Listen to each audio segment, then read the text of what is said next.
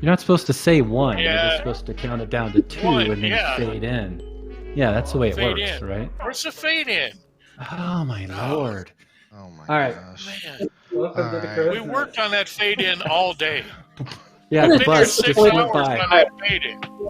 The bus just went by. And special guest today is Tish Wolter. Hello, Tish. How are you doing today? Hi.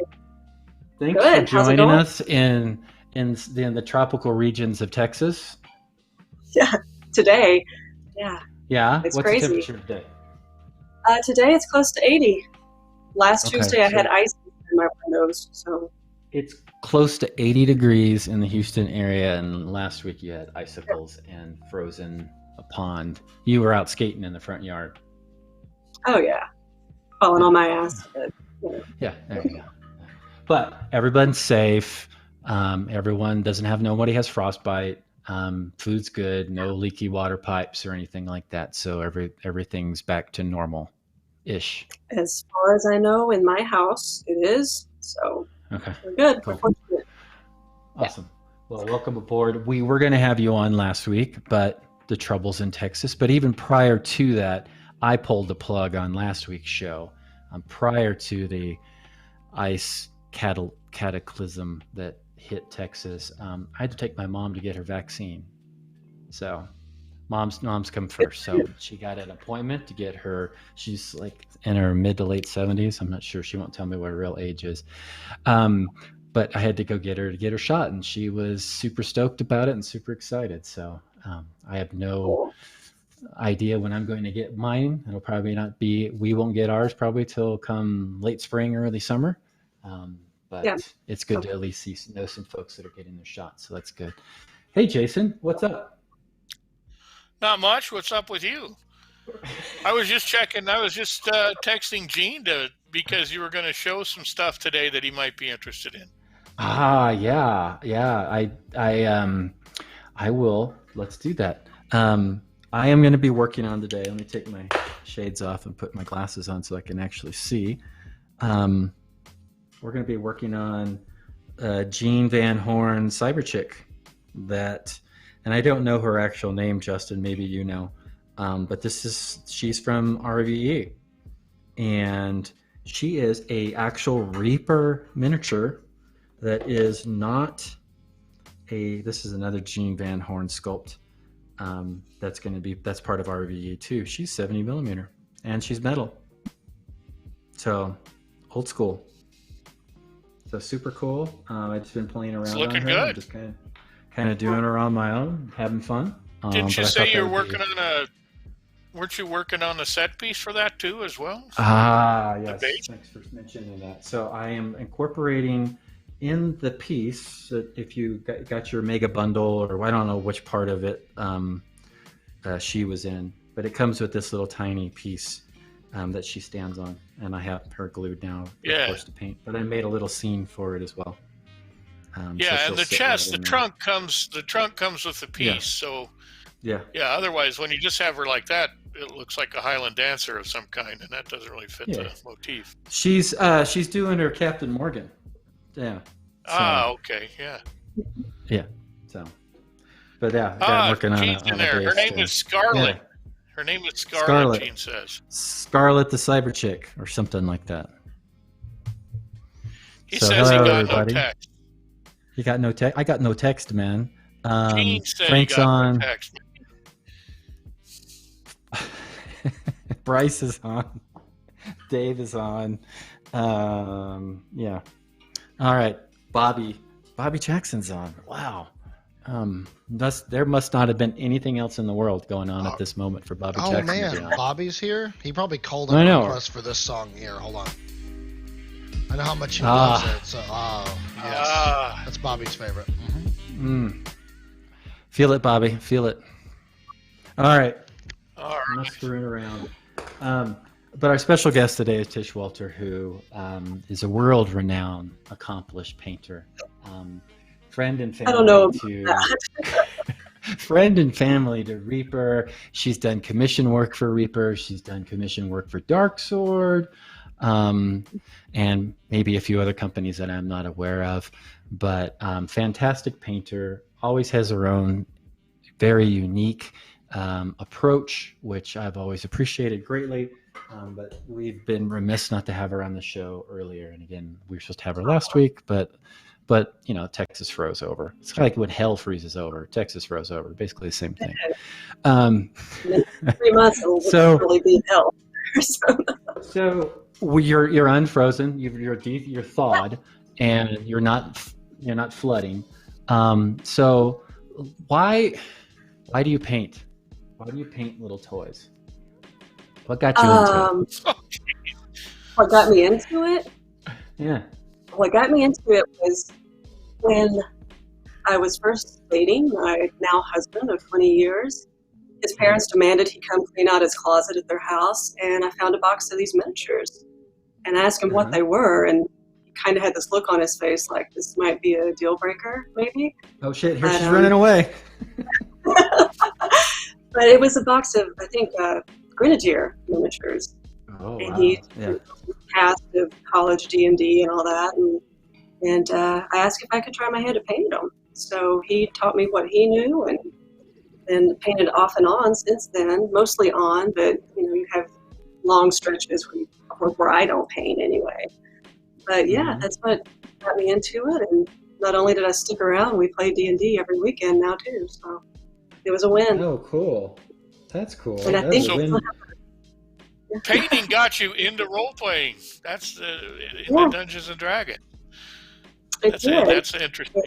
Yeah, that's an interesting origin story, actually. Yeah, and Reaper was really the first company that I threw a lot of money at with miniatures, because we had, he had the box of Grenadier, he had some Ralph Partha stuff, but we started looking around online. I was looking at online tutorials, and we found Reaper. I'm like, wow, these are really, really cool minis. So we started buying up a lot, and then I found the ReaperCon was happening. This was probably like 2005 maybe, or 6. It was still at the factory at that point. And so yeah, we went to ReaperCon that year and bought a lot of other stuff, took a lot of classes, and that was fun. Some of my first instructors at ReaperCon were Laszlo and Sue Wachowski. I think Derek was teaching that year. So yeah, that was a little overwhelming, and I was one of those people that signed up for 10 classes over the weekend and was completely fried by the end. And now I tell people, don't do what I did. So yeah, but yeah, everyone has to the first time. If you can get those 3 people for your first 3 people to teach you, that's doing pretty well, I would think. Yeah, and I think Jen Haley was teaching that too. Yeah, I think Jen Haley was there, but yeah, I still have Laszlo's Hot Lead DVD. That's kind of great DVD. DVDs, yeah. So it was a lot of fun, and I've been to most ReaperCon since then, except for the 2 years that babies were coming and all that. So it's not that far. 4-hour drive in Texas is not that big a deal. Well, and since you mentioned your kids, you're cultivating the next round of painters. You're preparing your replacements, basically. Maybe more cult than cultivating. But, I've been teaching the kids class at Reaper for several years, and that's really fun. And you get a bunch of kids that just want to sling something around, but I've got a few that have taken the class now for 3-4 years, and every year to see how much they've improved. It's really rewarding. So, but yeah, the kids' classes can be a little crazy sometimes, but it's all right. I'm not above disciplining other people's children, so we make it work. Okay. So we see the real motivation. Yeah. But yeah, my own kids, they paint when ReaperCon's coming up. They like to try to win stuff, but kind of hard to get them to paint when there's not a competition aspect to it. But they have fun. They do Lego. So if you have a misbehaving child, bring him to ReaperCon and put him in Tish's class. Yeah. I will take care of that for you. That's a good strategy. Good strategy. It's like going to boarding school, only I imagine, only for a couple hours. Yeah. Well, I think it is nice that at ReaperCon that parents can have a place to leave their kids for an hour and a half so they can go to the vendor hall and spend a lot of money, hopefully. But, yeah, we like that. And you teach at ReaperCon as well, right? What classes do you normally teach when we're allowed to meet in person? No, I missed that a lot this year. I usually do the kids class a couple of times. I have one called Lickety Split Painting that I'll do. I did one the last time we were in person that ended up being okay. It was a small class where I just asked people to bring something they were working on, and we sort of did a round table and went over any areas they might be having some issues with. And so it's probably one of the closest to one-on-one other than just being out at Artist Valley. So I think it went okay. I think there was room for improvement on that one for sure. But I missed it a lot last year. Virtual was great, and it was a great opportunity for people who don't get to come in person. But I really miss that camaraderie of being there. So hopefully this year, we'll see. Yeah, knock on wood. Knock on wood. Go get your shot. Get my shot. Whatever that might be. Go take your shot, whatever it is. Whatever. just shoot it in my way. Yeah. Tell me it's Maybe they'll have them. Maybe they'll have them at ReaperCon for us. That'd be nice. Yeah, there'll be a booth. That'd be really cool. And who's going to administer those at ReaperCon? Ron Hawkins. Ron Hawkins and Justin. Yeah, Ron Hawkins and Justin will be going out. Well, Ron's kind of trained, I guess. Yeah. Although if you say, Ron, give me a shot, it's usually not a hypodermic. Cheers. All right, so you mentioned your Lickety Split class. We got RVE coming up next weekend, right? Is that next weekend? I think it's next weekend. Not this weekend, next week. But the following weekend, right? March 6th? Yeah, it's not this weekend. Yeah. Not this weekend, but the following weekend. Yeah, in 2 weeks it'll be over. Yeah. Okay. So you're going to be teaching Lickety Split. So for those that don't know, what's Lickety Split? Lickety Split? No, I can't even say it. Split. That Lickety, is getting a decent Lickety Split. It's not about licking or not licking your paintbrush. It's something different. No, I am a brush licker, so don't. Guilty. It's a disgusting habit, but I do it. Lickety Split painting is an effort to get a decent miniature on the table in an hour and a half. Sometimes we can do it, but sometimes there's just some tricks. You're painting quickly, you want to cover everything, and just some ways to make it stand out and still look like a nice miniature in a short amount of time. It's not going to win any competitions, but it's decent. Decent mini painting. But that's the only one I'm going to be doing. Time issue. So that would work for table quality miniatures all the way up to beginning entry miniatures, probably, huh? Well, tabletop for sure. And you can certainly build on that for other things if you're inclined to. Yeah. But, some people just want to do tabletop, and that's fine. So. Yeah.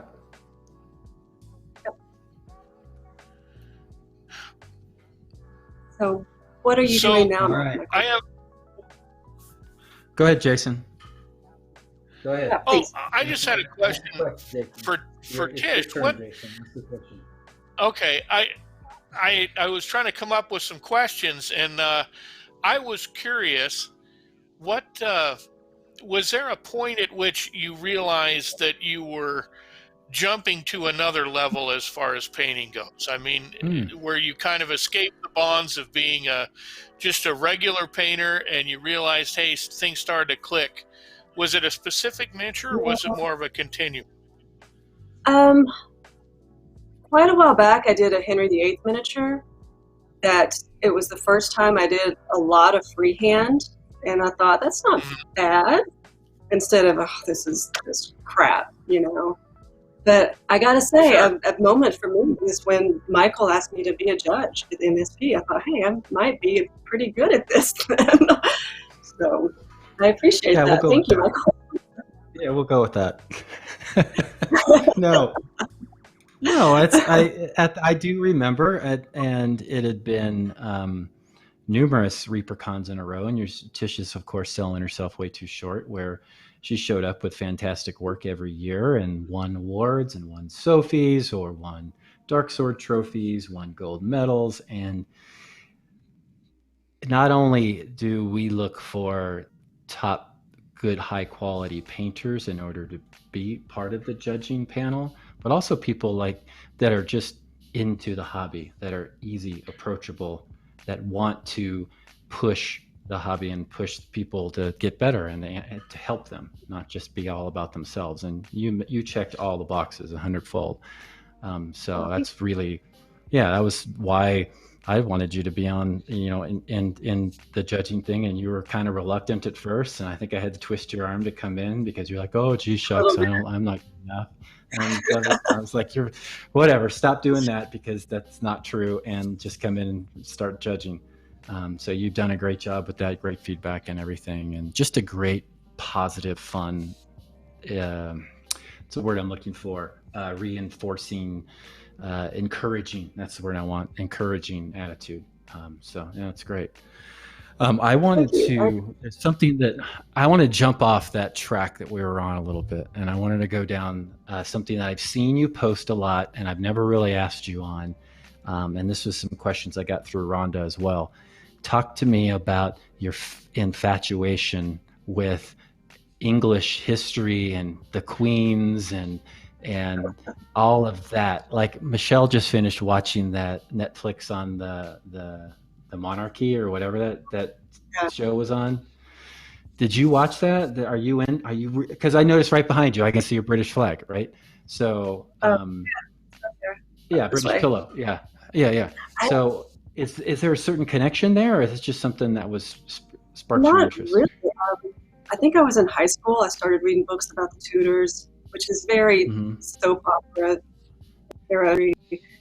And then I realized the Plantagenets were really where it's at. And we went to England about 20 years ago, and I don't know, there's just something that's really struck me. And I do another hobby of mine is genealogy, and I have a lot of ancestors from England. So it was fun to visit England and go to those places that my people came from, So yeah, it's kind of silly, and there's no real answer to that, but it's just something I enjoy. And I've been way too concerned with how Meghan. You're of royal blood?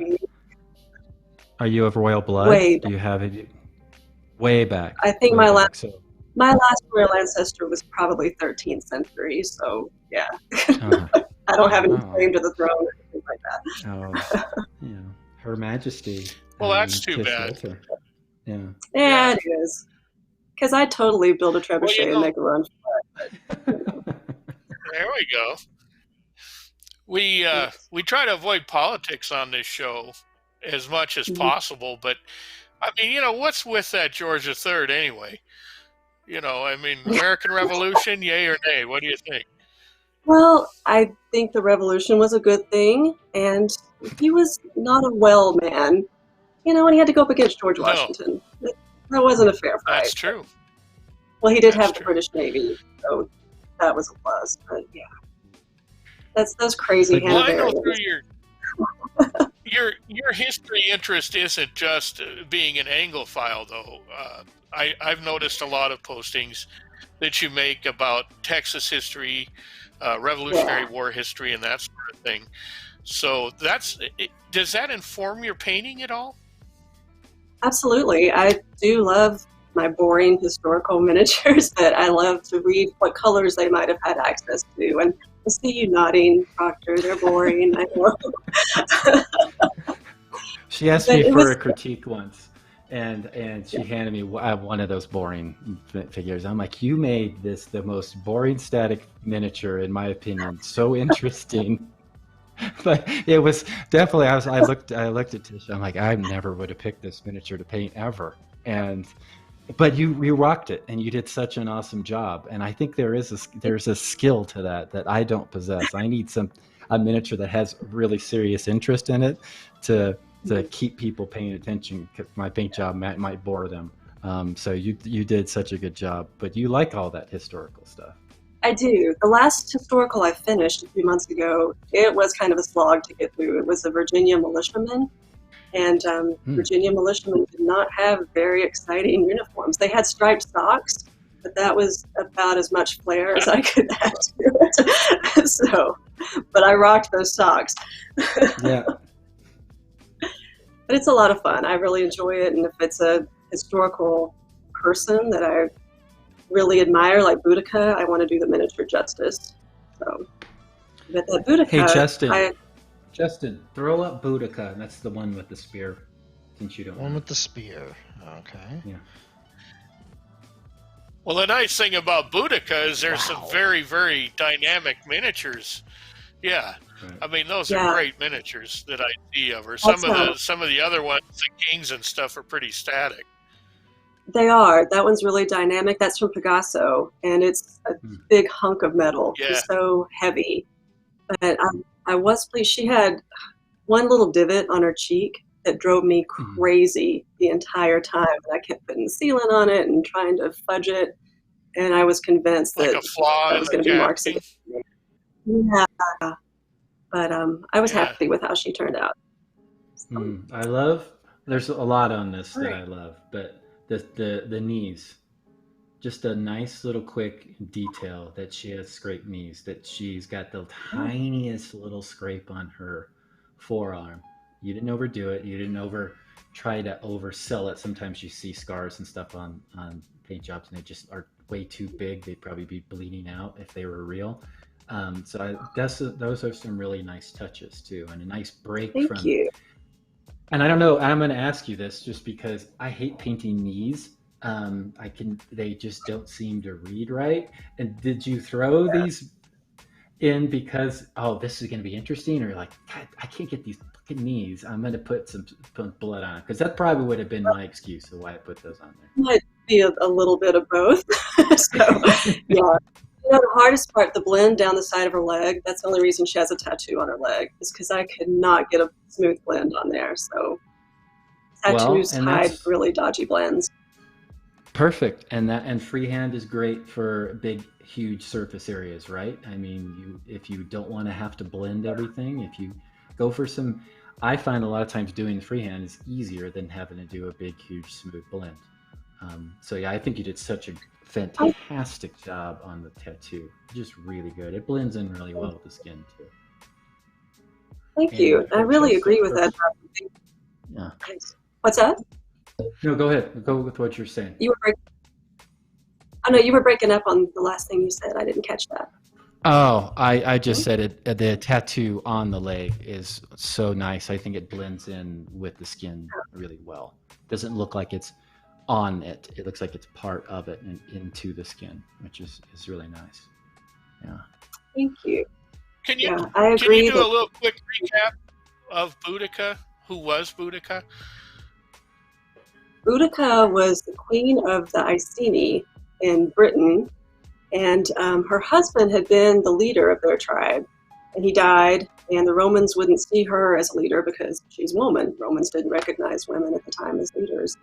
And they started wiping out other small tribes, and she went in and kicked their ass until they got to London, and she damn near beat them. But in the end, she and her daughters all died. They don't know for sure if she was killed in battle or if they took poison to avoid being captured, but she was a badass.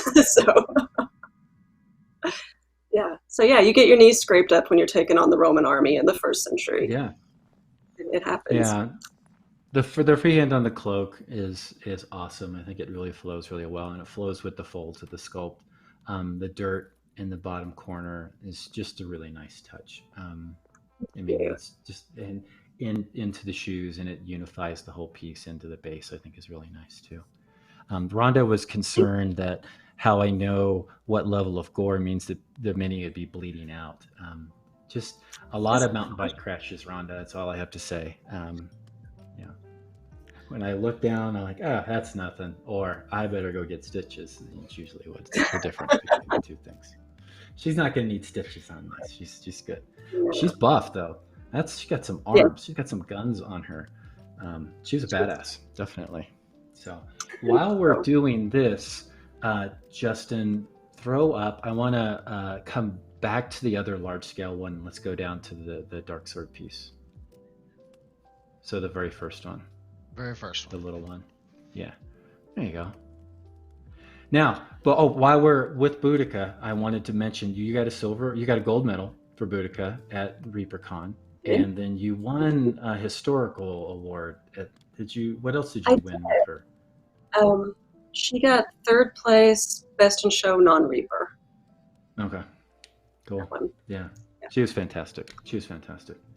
And then here is we got a tag team here, right, Jason? Yeah. A tag team? Sure. Yeah. I did that sculpt. That was for our Australian wildfire relief that pretty quickly got subsumed by the entire virus mobilization across the country.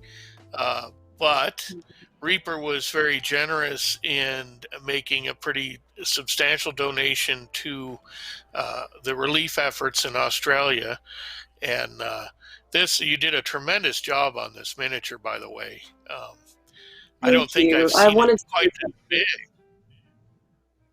I like the burned out tree an awful lot. Well, I kind of wanted to get that whole vibe of rebirth. We've got some little plants in there, and she's planting and coming up out of the ashes. And that was January of last year. We thought that was going to be the worst thing to happen in 2020. Yeah. Just was the pile of that. But I really liked that sculpt too. Just her expression. Yeah, that was just the appetizer. Really nice. Yeah. But I think those are plants. I dry stuff from my herb garden, and I think those up front are some dried, not sage. I can't remember what that is. But I like to do that occasionally. Do you then paint on the dried plant material? I do. I've figured out which ones are pretty hardy enough to handle a paintbrush on there. Lantana is good to dry out. Thyme is a good one. Sometimes my miniatures smell funky because of that, but just don't go smelling them. But yeah, I found a few things that work really well. Milkweed, if you have enough that you can save some for butterflies, it dries up really nicely and makes nice little flowers that hold up paint pretty well. Do you prime them or coat them before you paint them, or you just paint on the dried flower? I just paint them on the dry flower. Okay. How did you achieve the look of the burned out stump? That is a twig that I put some green stuff on, and that does have some dry brushing on there to get that ash. For the most part, it's super effective. It's super effective with the charred areas and the splits. It really does look like a burned out stump. I mean, that I keep coming back to that because I think. I like the sculpture and I like the stuff you've added to it, but I think that stump really does sell the piece. Thank you. Yeah, thanks. That's a nice. That. And that's a kind of a link to another question. Now, on the judging team, you're part of the Diorama judging, typically at ReaperCon, right? Yes. When you're judging a piece in the Diorama category, like what are you looking for? What are your first 2 or 3 things that you are looking for? And when you're ignoring Aaron Lovejoy's ridiculous comments and you're actually getting down to the actual judging and trying to be serious while he's off chasing squirrels, what do you think about? Usually, first thing is, I think, what kind of story is this telling? Without having to read the card or any notes they put down on it, is there a story being told with these miniatures? And that's always good marks if I know right away what they were trying to get across. And I always look too for scale, because we do see stuff where people use miniatures from different lines. And scale is important. If you're going to have, this koala bear and have a regular size knight next to it, it's going to be off. So we always look for scale. And then the painting, of course, is important. But to me, it's the story. Does this tell a story without me having to sit here and stare at it and try to figure out what the story is? And we get some great, great stories sometimes. And there are some that, if it makes me smile immediately, was it Bob who did the mouseling that was like Indiana Jones? Remember that one? Yeah. Bob Adolph. Yes. Yeah, I thought that was, and I loved that. And I had the biggest smile on my face when I was looking at that one. So yeah, I'm going to get a few more points from me if it makes me smile. So being on the diorama team, I think the painting team is probably tougher because you have to get so nitpicky about it. I would think. You think, Michael? No? Okay. No, I think they all have their own challenges. I think the hardest is Derek's team that does the open, but I think you guys, you and Aaron Lovejoy and Ian Markham have been the pretty much core diorama judging team for the last number of years. I forget who we had doing alternate for you. Do you remember? It was 2 years ago. I don't know. But what you mentioned, you're having to take into account. I mean, we still do judge painting in the diorama pieces, but I think you're having to add in some additional wrinkles. So I would not put judging on just painting alone any higher or lower than diorama, just because there's still a lot that you've got to consider and take into account and try to find that story and take that extra time to see what their meanings and stuff are. Is there maybe a couple of other things that you haven't mentioned that you would say for someone who wants to do more of storytelling or diorama pieces, a couple of tips for them to incorporate into how do you establish going forward? How do you establish a good narrative for a diorama? Yeah. Well, just give some thought to the story you want to tell. I would say don't get too busy. Keep things pretty simple. Keep in mind your composition, and think of the things that you like. If there's a scene in a book that you want to try to replicate, or look out your window if there's a scene you want to try to replicate with that. But keep it. I would say keep it to something you enjoy and something you like doing, so it doesn't get monotonous and tedious for you. But I always think about scenes from books or movies that I think, hey, that might make a cute diorama. Like some of the mouselings that I converted. I did one that was a Beatrix Potter conversion a few years ago. I remember it was that just fun. It was cute. I went for the cute on that one. So, it's just find something that you want to try to express and, try to tell your story. I've always felt that humor goes a long way in dioramas, and throwing in humor, it's maybe more of an easier angle to take, but I find it being very impactful. What do you think about that? Are you drawn to the humor pieces? They kind of, if they make you laugh, then of course they're going to connect to you. Yeah, absolutely. Totally agree with that. And there's nothing wrong with a good fighting piece either, but I think laughter is sometimes a harder emotion to get out of people. So if you've done that, good on you. But I would also want to encourage people, if you do pieces, stay behind after the judging and talk to us. I learned so much doing that, talking to you and talking to Rhonda.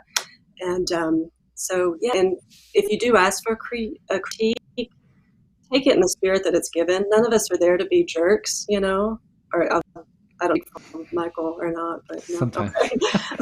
Yeah, I wouldn't speak for Michael, but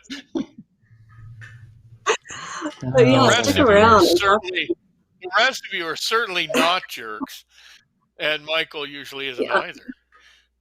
Yeah, not usually. Michael hasn't. Not. Huh? You broke up there. I'm sorry. I was just saying you haven't been a jerk to me. So you haven't been a jerk to me. You've always given me good advice. Yeah, I try. Hey, Justin, let's go to the last photo, please.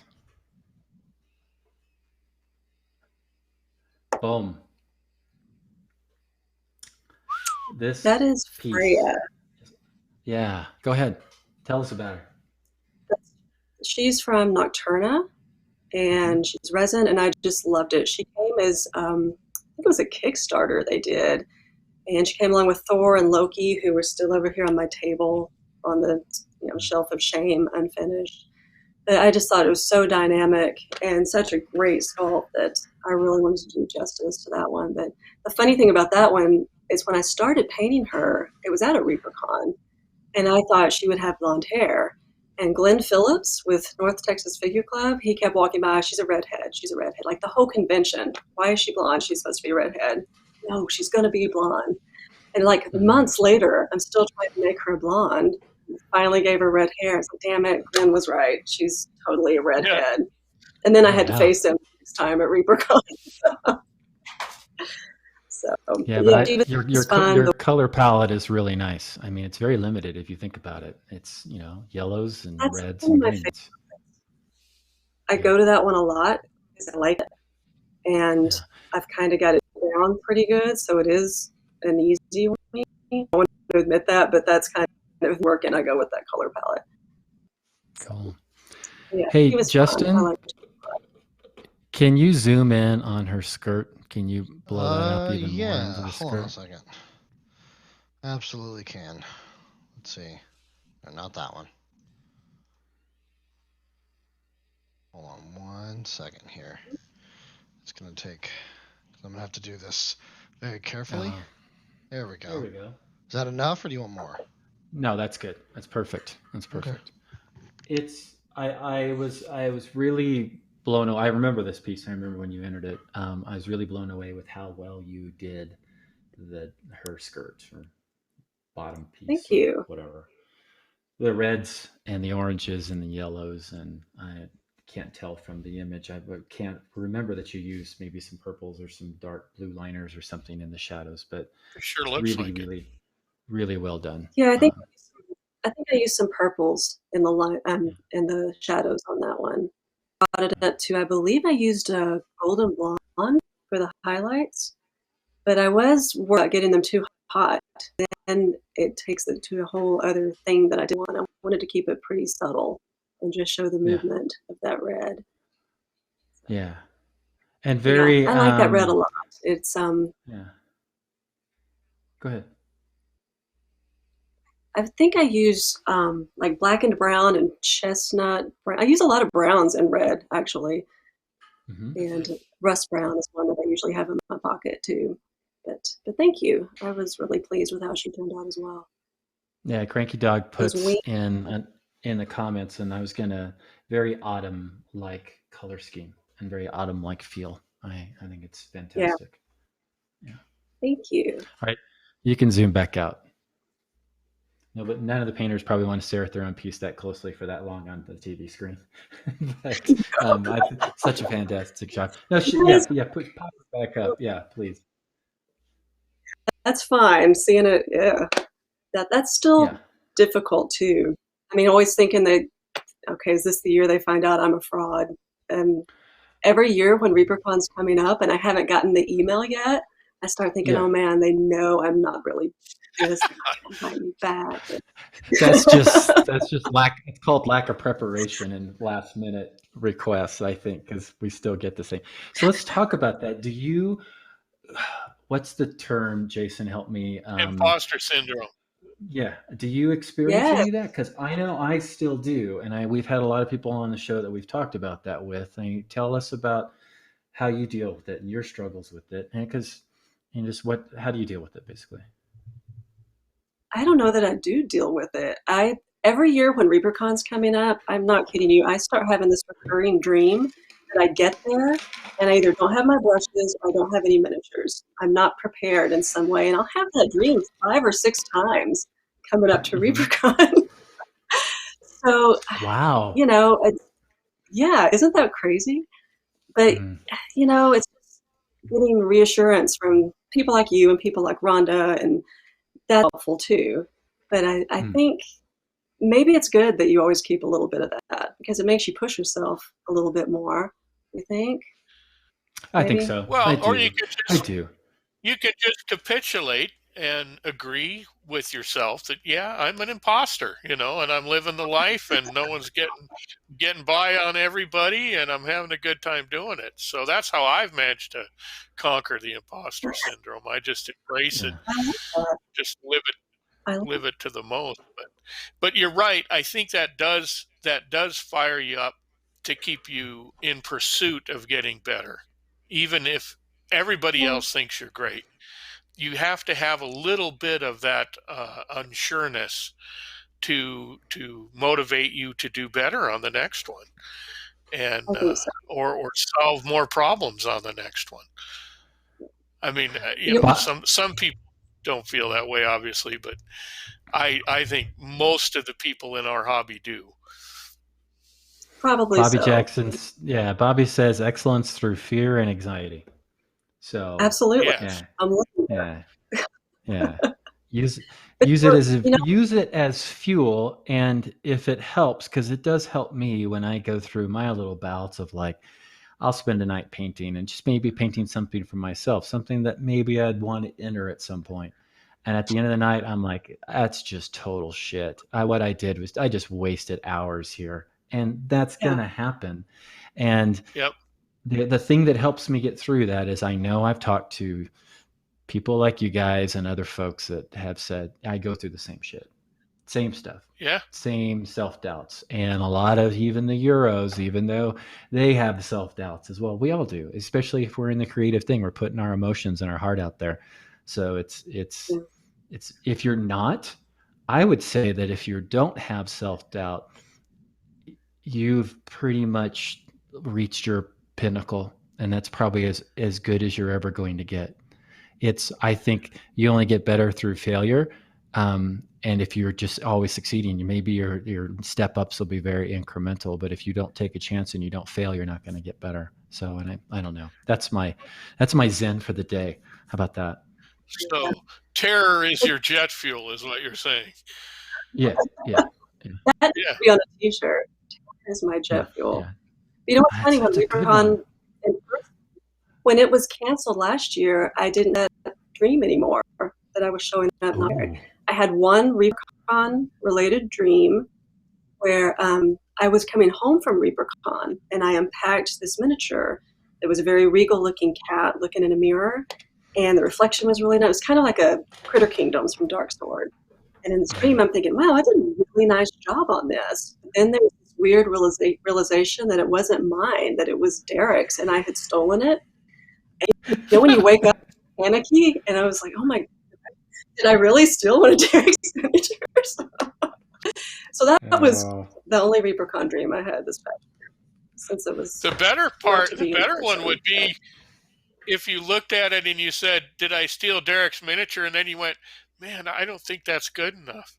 Because then you'd be building the imposter syndrome on top of the other thing. That'd be fantastic. Yeah. A compound deal there.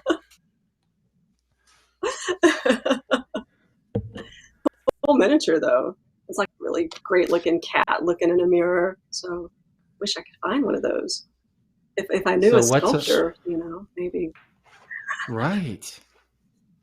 But the thing is, we're not going to be able to sculpt the reflection in the mirror. You're going to have to paint that. That's a painter's job right there.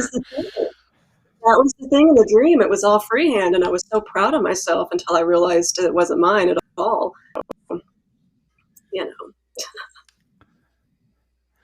Wow. Crazy thing. That's subconscious. That's some anxiety. All right. So a question came in from Rhonda Bender. I don't know who that is, but how do you put Fang nail covers on your fancy nail covers on your cats?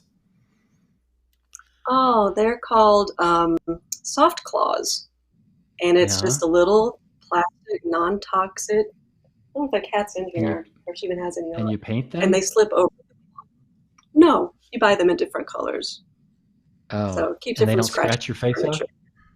Oh, cats don't eat them.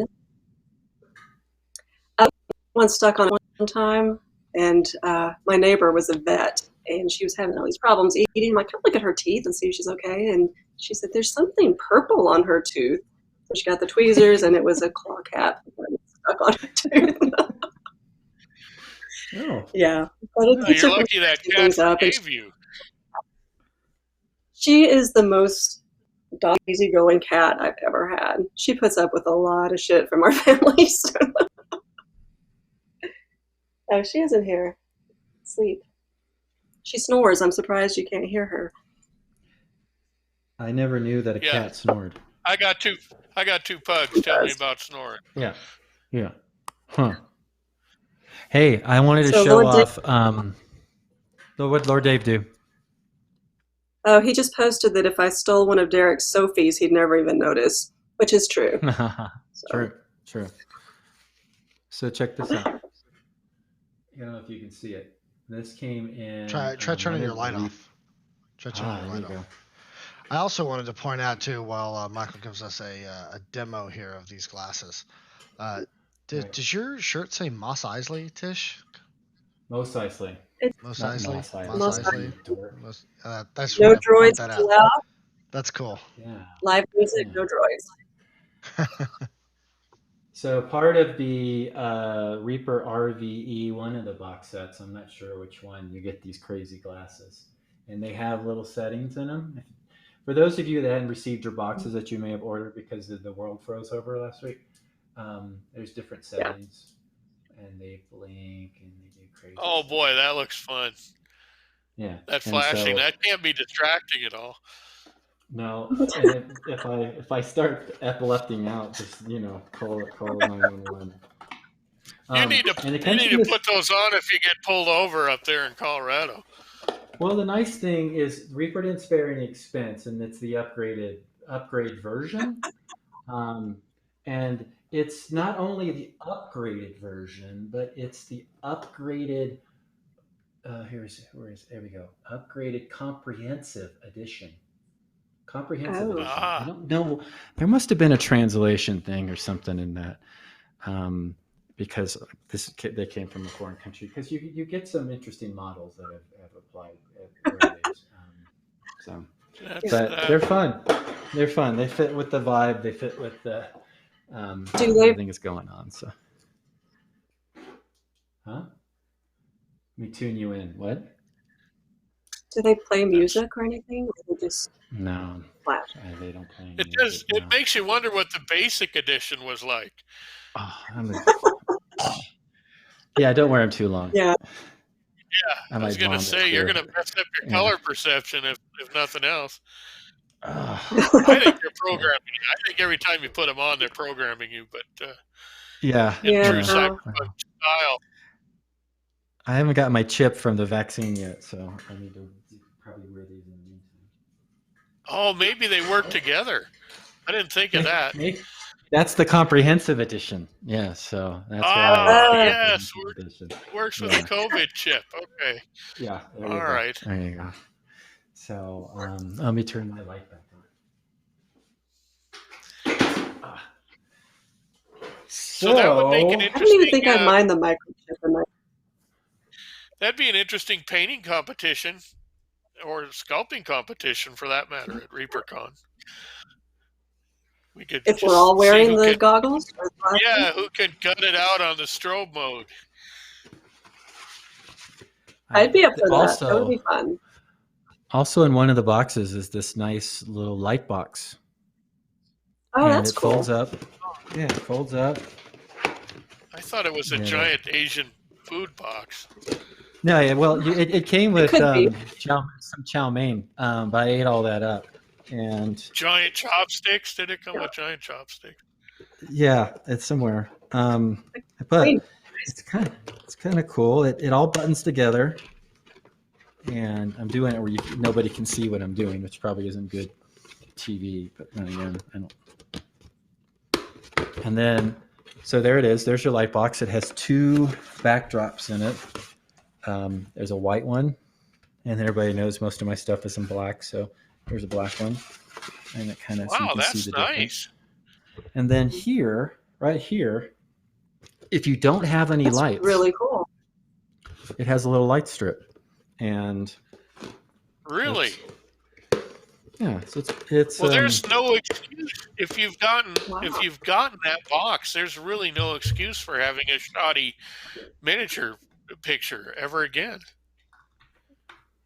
Look, there we go. Look at that. It lights it up. And it's pretty good. Wow. That's cool. This does not suck at all. I mean, this is pretty dang good, especially for being part of the kit, and it is really good. Yeah. So kudos to Reaper for finding this. I don't know who found this. I'm sure it wasn't Justin, but somebody found it and threw it in the box. Thank you so much, Michael. So what if you put your goggles on and just stare into that for a while? Oh, I can't put the goggles on anymore. I'm gonna have to be honest. I'm a little nauseous right now. You've got 5 minutes. Oh, I know. I don't. If I can go the length of the career of the Crow's Nest without hurling on screen, I'll feel like I've accomplished something. Oh, we've got a little bit to go then. Yeah. So that's going to be the new test. To see if I can hurl on screen or not. I was like hurl right on the palette cam. Yeah. Let's not do that. Oh man. Yeah. No, let's don't do that. It'd probably wind up on the blooper reel though. Oh, Derek's with us too.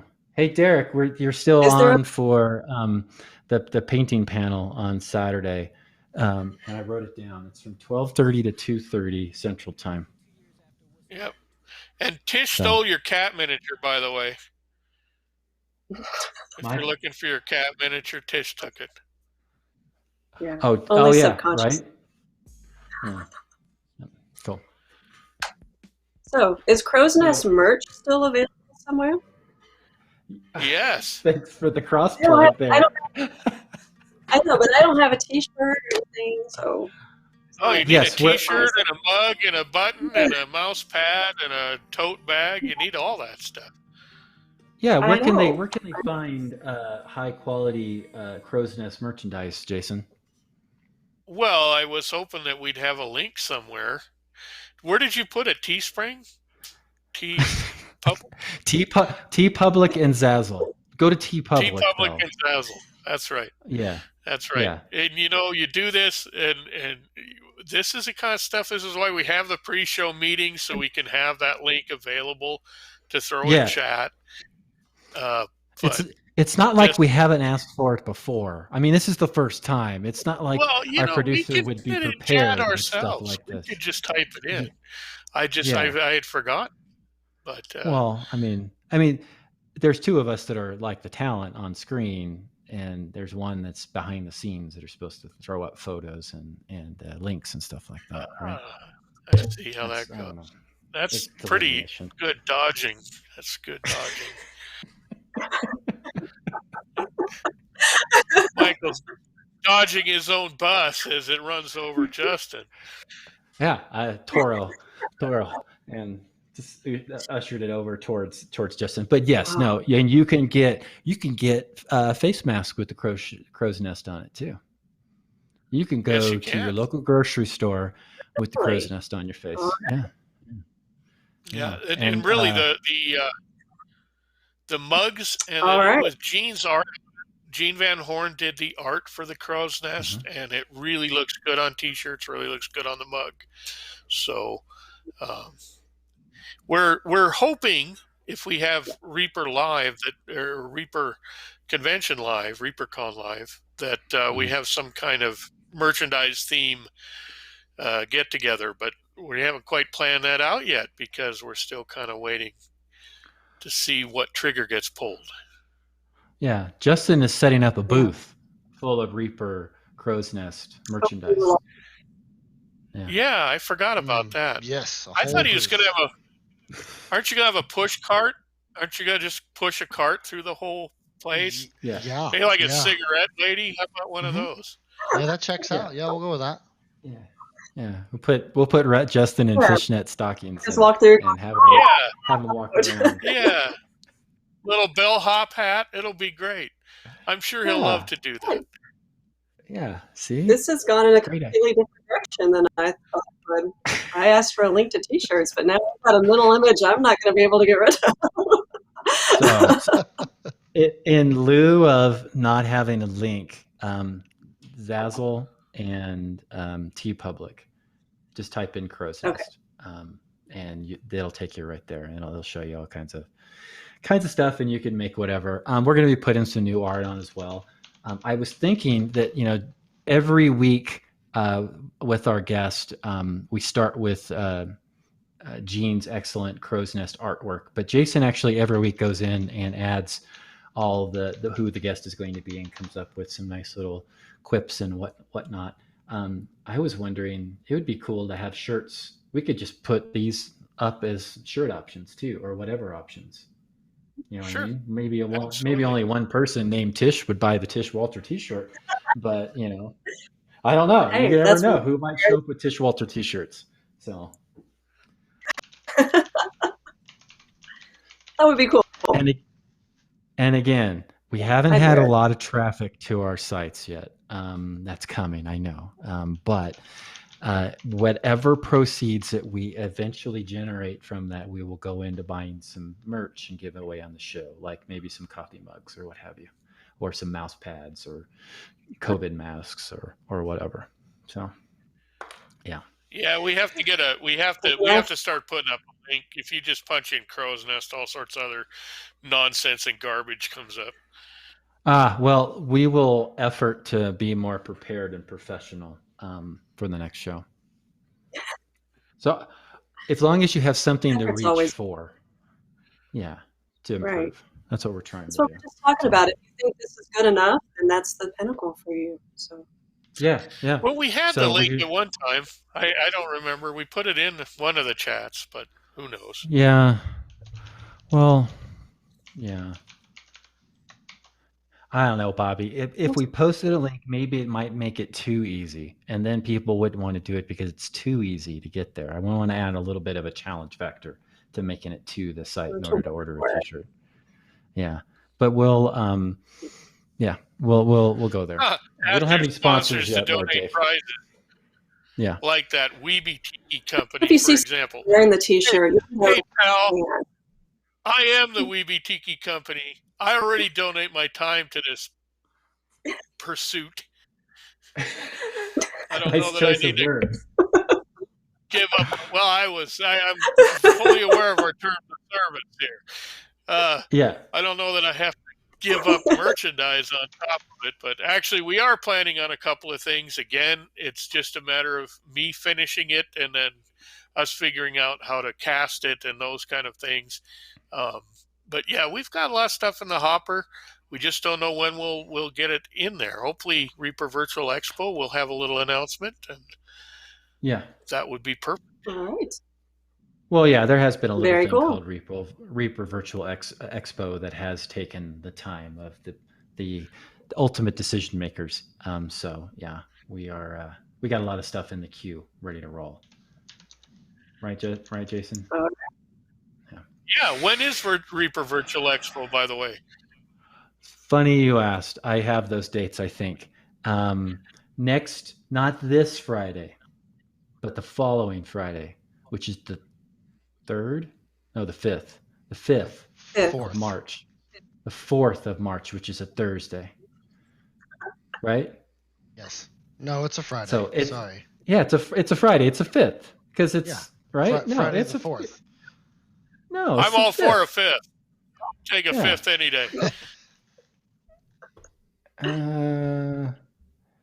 It's the 5th, Justin. It's the 5th through the 7th, correct? You're right. Yeah, you're saying when the 4th doesn't come into play. If you want to get ready on the 4th and psych yourself up, that Reaper Live that night typically is the okay, bail yourself out. Go for it. I'll give you a second. We'll go with that. That's a cop out. We'll go with that. It's fine.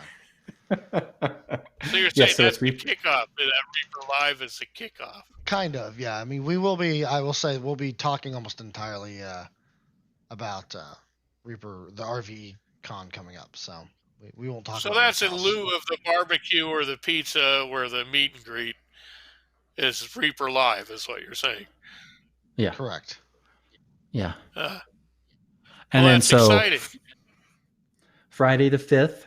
The important things to note on Friday the 5th are we're having a sculpting panel the Crow's Nest is at, I didn't write down that time, Jason. It's in the afternoon, 2:30, I think, Central Time. Is that right, Justin? And this is for That sure sounds right. The Which for sculpting the panel. sculpting panel. Yes, I have it pulled up Oh here. my The God. sculpting Scamping panel, panel, correct. whatever that is. Yeah. What the hell is that? Oh my God. We're having a Sculpting sculpting panel. panel. We're gonna, Yes, 2:30 on Friday. yeah, we'll have the same level of organization that we do on the show normally. Yeah. And maybe then, even we'll less. and then right we'll after be welcoming in a whole bunch of sculptors that don't even know they're going to be on yet. So that, right. Surprise! If you yeah, get an I've email installed link cameras from in all your Justin, houses. yeah, if you get an email link from Justin, then you know you're going to be on the panel for sculpting. No, I'm preparing an email. I'm just trying to balance out our guests and making sure, everything's going to work the way we want to. My guests all know that they're going to be on already for the painting panel. Yeah, but I'm having like 27 guests. I know, I'm mailing it in. So, yeah, we're doing that on Friday, the 5th. And then right after that, right, Justin? Right after that, we'll be jumping into Reaper Errant with Nightheart Gaming running our D&D campaign. On Friday, correct. Yes. Yeah, cool. And then on Saturday, as it relates to the Crow's Nest show, we'll be doing a painting panel that starts at 12:30 Central Time. It's going to have Jen Greenwald, Rhonda Bender, Aaron Lovejoy, and the great Derek Schubert will be joining Jason and I to talk about all things painting. So during that show, and anybody that wants to tune into it, feel free to ask whatever questions you want. We're going to have our list of questions we're going to be going through, but also we're going to be opening up to kind of questions from the crowd and see, is there anything else that you wanted to know when it comes to ReaperCon entries or painting for competitions or just leveling up or little tricks or just viewpoints or whatever. And that's kind of what we're going to be tackling on that panel. So it's really open-ended to see where it takes us. Yeah. Well, it should be fun. Yeah. We always get good questions from the audience as well. Yeah. Yeah.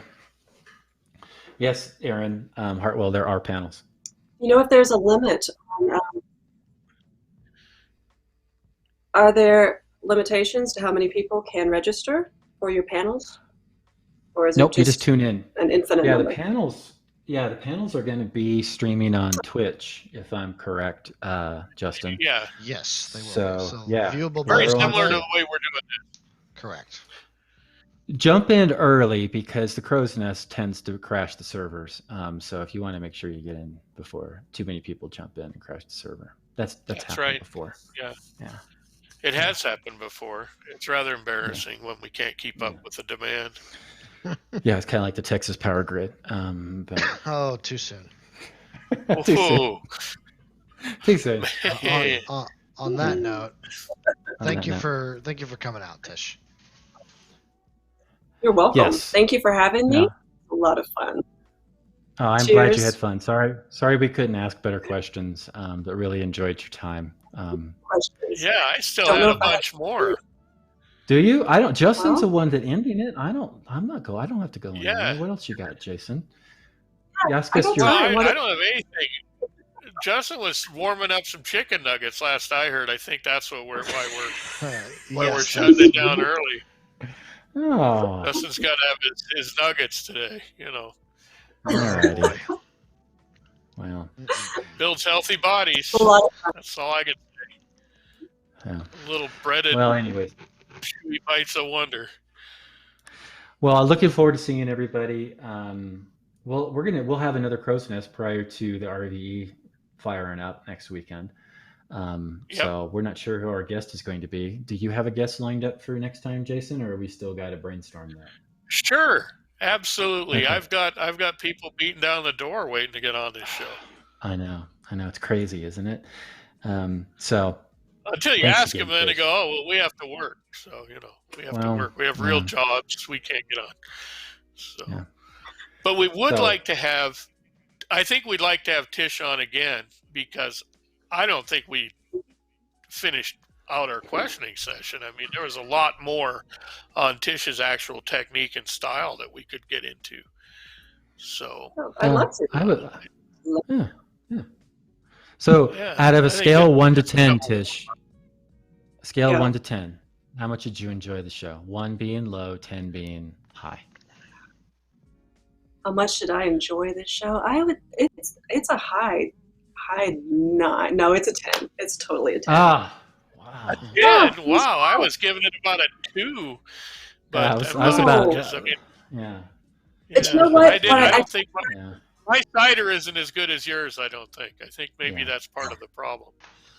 Well, I kept trying to watch the chat, too, to see what people were saying or asking. So I was afraid you guys were going to think I was just playing a game on my phone or something the whole time. So, no, you're doing great. You were? We should. Yeah, you didn't have to watch the chat. You're the center of attention. We should even make your screen even bigger.